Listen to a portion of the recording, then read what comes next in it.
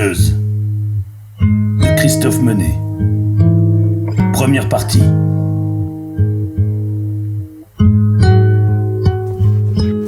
Chapitre 5.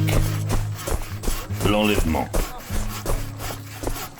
Moins de 5 jours après leur arrivée dans la plaine à l'est de Corrières, les légionnaires y avaient achevé la construction d'un camp retranché, plus impressionnant que le modeste édifice abusivement qualifié de château par les Corriérois. Ce dernier n'avait vraiment rien de commun avec Castelpriani, niché dans sa forteresse.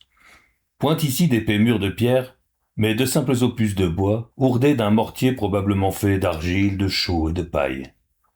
S'il n'avait été érigé sur un léger promontoire, et entouré d'une double palissade triangulaire reliant 3 chétifs tours de guet, le bâtiment se serait aisément confondu dans la cité sans rempart qui le cernait, peinant même à rivaliser avec la tannerie, vaste et foisonnant marché couvert, qui enjambait la rivière Loutre. Il serait difficile à l'Ingrid, dans cette nouvelle demeure, de s'isoler comme elle aimait à le faire dans le château riche en Roucoing où elle avait grandi. Une chance que son futur mari n'eût rien des vieux barbons que ses parents s'étaient de temps à autre risqués à lui présenter. Théold était cultivé, curieux et d'excellente compagnie.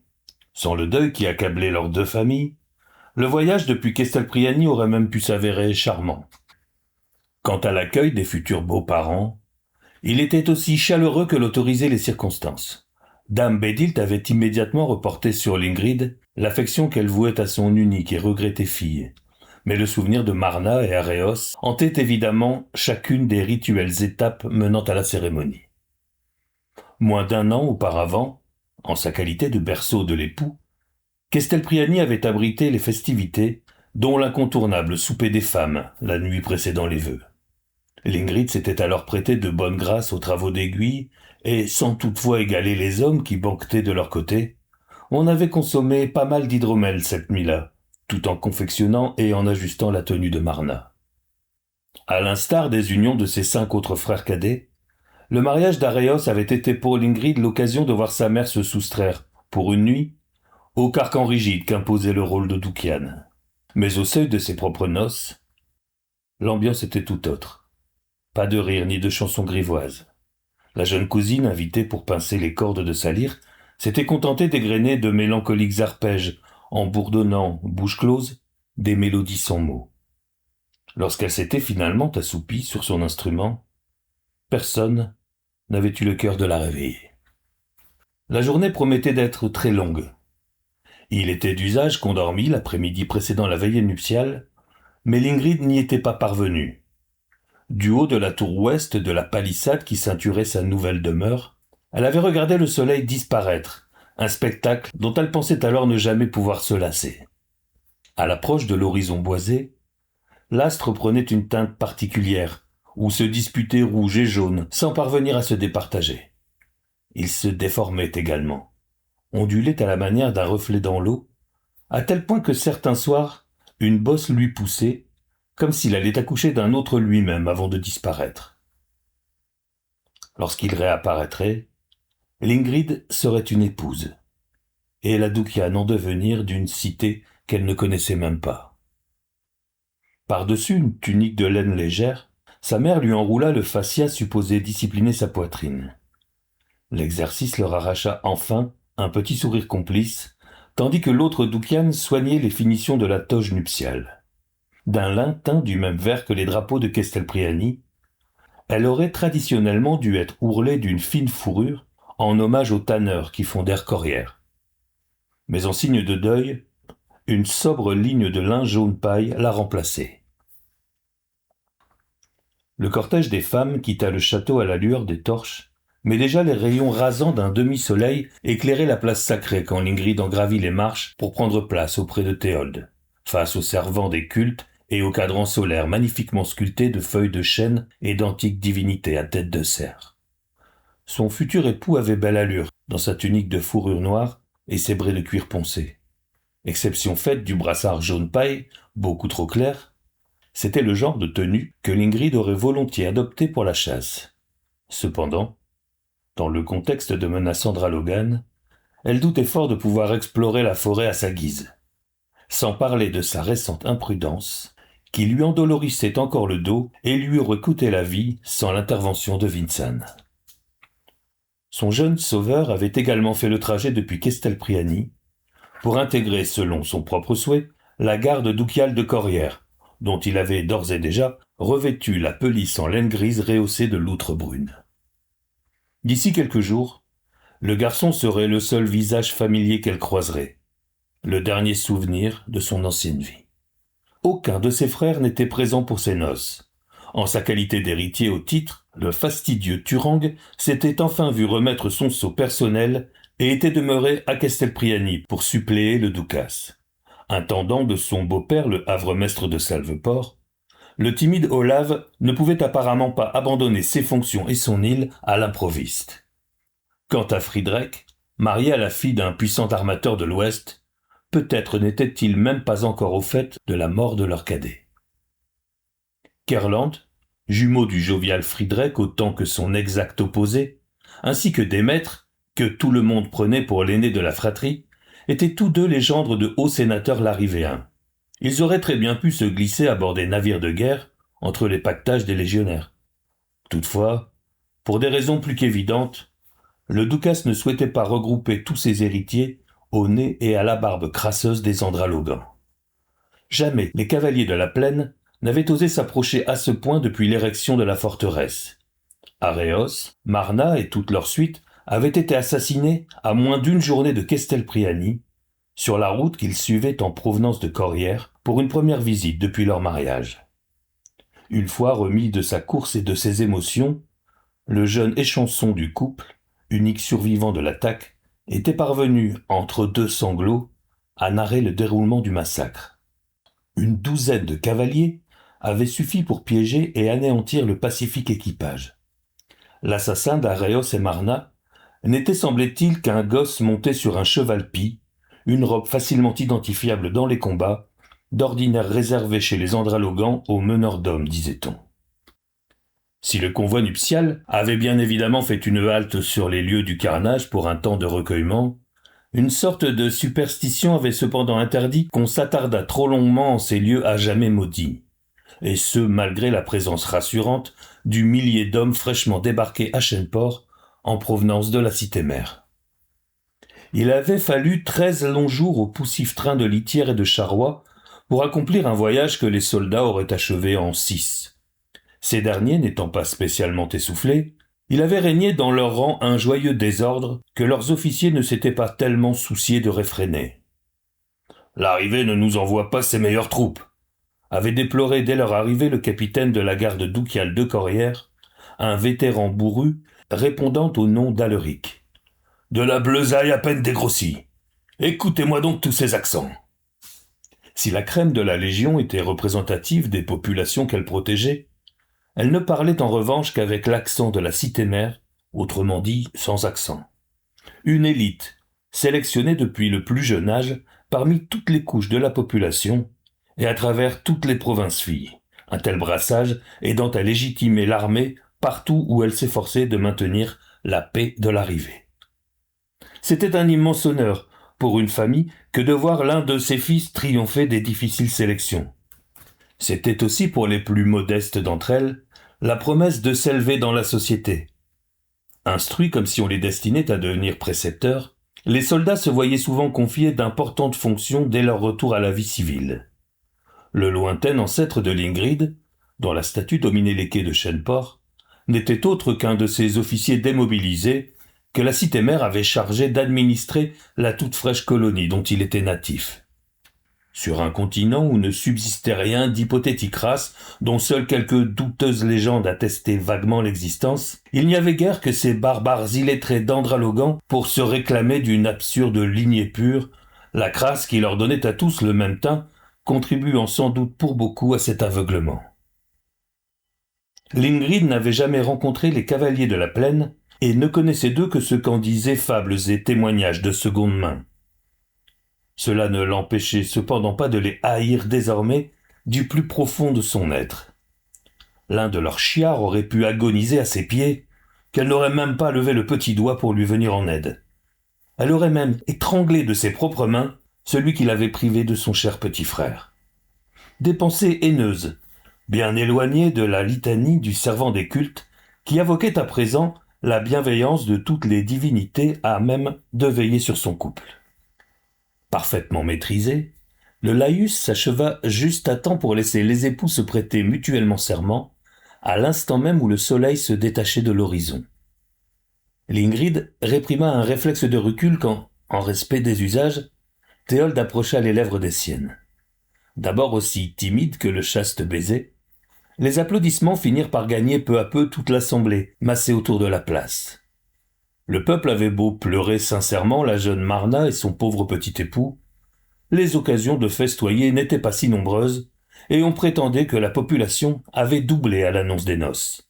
À l'approche de Corrières, le convoi nuptial s'était en effet allongé à perte de vue, à mesure que s'agglutinait à sa suite tout ce que la paysannerie locale comptait de charrois, de bêtes de bas et de charrettes à bras.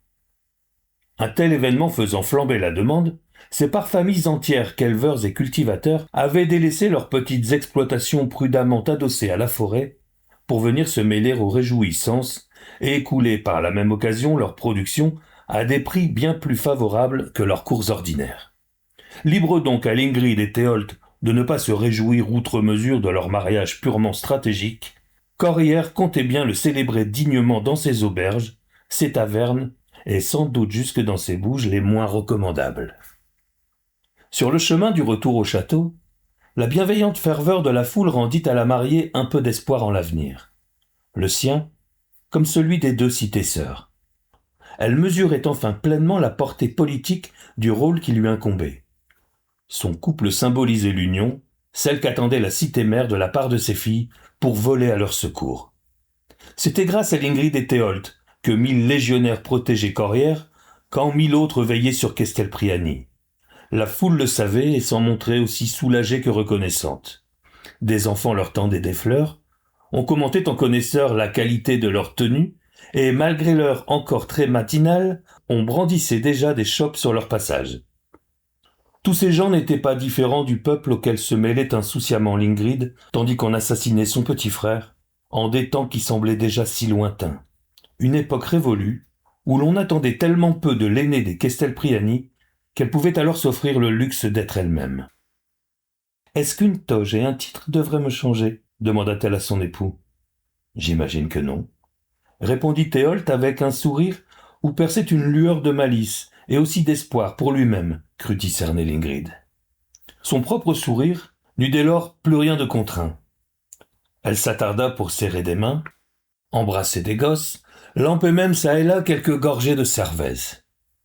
Devinant son époux quelque peu impressionné par la densité inattendue du bain de foule qui désorganisait leur protection, elle lui prit la main pour le mener vers ce peuple bruyant à qui il avait jusque-là préféré le calme de sa chère bibliothèque. Son peuple désormais, leur peuple. La traversée de la cité en liesse prit tellement de temps que le soleil était largement à mi-chemin de son zénith quand le cortège regagna enfin la cour du château. Arrosé d'huile parfumée, gibier, porcs et volailles y tournaient déjà au-dessus de grands foyers, non loin des alignements de tables dressés de nappes brunes et vertes, autour desquelles s'installaient joyeusement les convives. Le soudain enthousiasme de la mariée avait changé le ton des noces, et on osait d'autant plus se réjouir que le beau temps validait cette parenthèse de bonne humeur. Sur une suggestion de Théold, on improvisa quelques tables à tréteaux aux portes de la palissade, afin de proposer un peu de vin, de cerveza et de viande à la foule qui continuait de s'y masser. Ainsi la joie simple de la rue vint-elle peu à peu à bout des postures guindées auxquelles s'astreignaient les invités de marque. « À Corrières !» entonna la foule derrière le double mur de bois. « À Corrières !» relayèrent les notables attablés. De part et d'autre, on leva ensuite timbales et settiers à Castelpriani, à Théold et aux deux Ducas. Alors que la clameur retombait, la voix granuleuse d'une probable vieillarde suggéra un nouvel hommage. « À l'Ingrid !» éructa-t-elle, et le tumulte qui s'ensuivit fit vibrer l'air rempli du parfum des cuissons. L'Ingrid n'en revenait pas d'entendre son nom ainsi porté par des centaines de gorges. S'il n'avait été accompagné de chants et de rires, le bruit métallique des timbales s'entrechoquant aurait pu laisser à penser qu'une bataille se livrait dans les rues de Corrières. « Tout le monde vous aime, madame !» se réjouit Théold en lui resservant d'un vin d'Ouest extrêmement corsé. Le poids du devoir me semble soudain bien moindre avec vous à mes côtés. L'Ingrid lui tendit une main sur le dos de laquelle il posa un délicat baiser, déclenchant aussitôt une vague de soupirs attendris. « À l'amour !» s'enthousiasma un vieil oncle ou cousin de Théold, prêt à tout pour trinquer encore. Entente, ou même amitié, n'étaient pas les mots qu'avaient envie d'entendre les convives d'un mariage. Mieux valait s'en tenir au vocabulaire en vigueur. « À l'amour !» confirma l'Ingrid en levant sa coupe nuptiale, à l'intention principalement de ses parents. Dame Éinise lui rendit un sourire d'un pétillement inhabituel, et le Doukas sembla quant à lui soulagé d'un poids. Le cœur de l'Ingrid s'en emplit immédiatement de tendresse, car elle sut alors que, même si les circonstances imposaient cette union, son père n'avait jamais pour autant cessé de se soucier de son bien-être. « Le félin trinquera bien avec moi en l'honneur de mon épouse !» s'exclama Théold en se tournant vers Vincent, campé derrière les mariés depuis le début du banquet, la main sur le pommeau du glaive d'Aréos. Le jeune homme déclina poliment l'invitation. « Grand merci, sieur, mais je préfère garder les idées claires. » Un instant, la nervosité de son sauveur et garde du corps alarma l'Ingrid. Les autres membres des 2 gardes ducales ne s'encombraient pas d'autant de précautions. Pour dégainer l'acier en urgence, il aurait d'abord fallu au Cap Verte de Castelpriani, tout comme aux pelisses grises de Corrières, se délester des boissons et des cuisses de volaille qui les encombraient. Elle se rassura cependant rapidement à la pensée du millier de légionnaires stationnés à l'extérieur de la cité.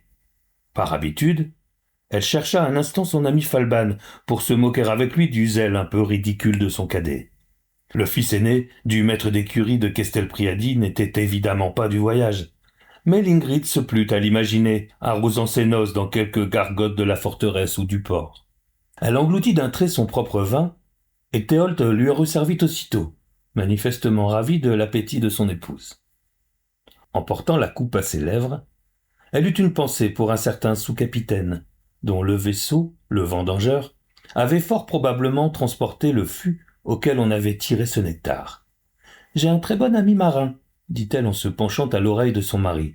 « Il m'a un jour raconté comment on produit ce vin-là. » Dans son dos, Vincent toussa pour tenter de la faire taire. « Quoi » s'agaça-t-elle en se tournant vivement vers le garçon, qui, comme à son habitude, s'empourpra d'embarras. « Les amis de dame mon épouse sont mes amis, » assura Théold, en posant une main apaisante sur le bras du garde. « Et je brûle d'entendre ça. » Là-bas, à Pissem, la montagne descend directement dans la mer et les vignes sont plantées sur des sortes de marches, expliqua l'Ingrid très doctement, bien que mâchant quelque peu ses mots sous l'effet du vin d'Ouest dont elle se proposait de conter l'histoire.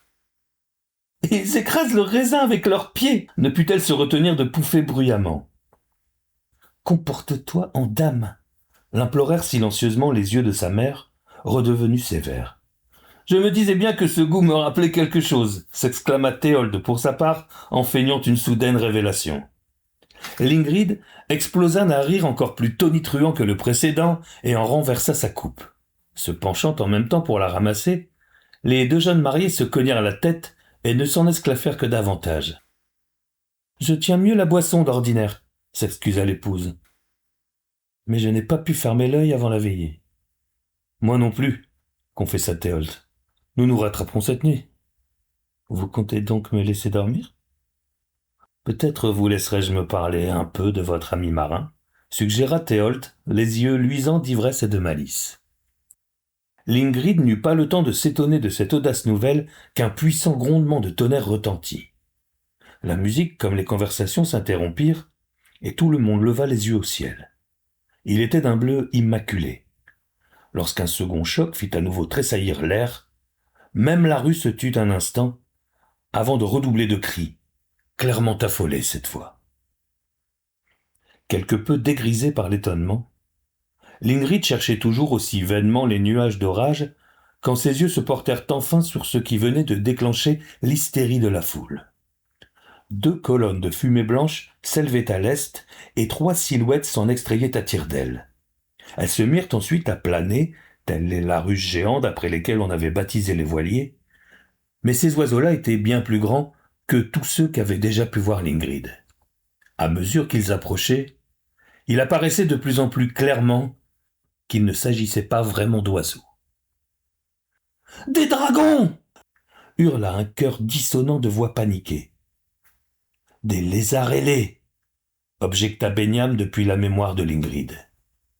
Les 3 animaux étaient si gigantesques qu'un soir prématuré s'abattit sur le banquet lorsqu'ils entreprirent de tournoyer autour de la butte où se dressait le château. La plupart des convives se précipitèrent dans la bâtisse ou s'enfuirent vers la grand-porte, mais les mariés et leurs proches restèrent rivés à leur siège, pétrifiés de peur autant que de fascination. Enfin, l'un des monstres se posa, broyant sous ses pattes griffues plusieurs tables heureusement désertées. Sa tête culminait à hauteur des toits, au sommet d'un long cou aussi souple qu'un serpent. L'animal évoquait vaguement certains échassiers, bien que son corps ne fût paré d'aucune plume et que ses ailes eussent l'aspect du cuir ou de la toile tendue. Celles-ci se replièrent selon un angle extrêmement dérangeant, formant 2 coudes sur lesquels il s'appuya pour marcher. En l'air, ses compagnons se disputaient âprement un pauvre cheval dont ils finirent par obtenir chacun une moitié qu'ils gobèrent aussitôt. Entre les hurlements des convives, les cris surpuissants de mouettes que poussaient les lézards en vol et le claquement sec de leurs ailes qui soulevaient des nuages de poussière, l'Ingrid distingua soudain comme des percussions métalliques, au son desquelles le monstre au sol répondit par une danse. Il ondula du cou, puis finalement se pencha par-dessus la table des mariés. Vinsan jaillit de nulle part.